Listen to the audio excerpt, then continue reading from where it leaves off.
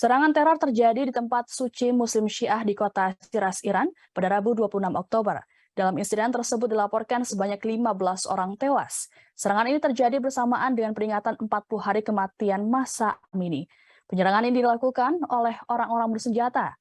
Menurut laporan kantor berita setempat, para penyerang digambarkan sebagai teroris takfiri, sebuah label yang digunakan oleh para pejabat di Iran yang didominasi Muslim Syiah untuk merujuk pada kelompok-kelompok Islam Sunni bersenjata garis keras.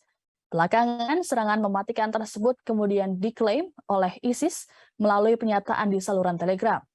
Saat peristiwa, para penyerang menembaki para peziarah dan staf dari dalam mobil dan berlanjut ke pintu masuk di situs Shah Cheragh.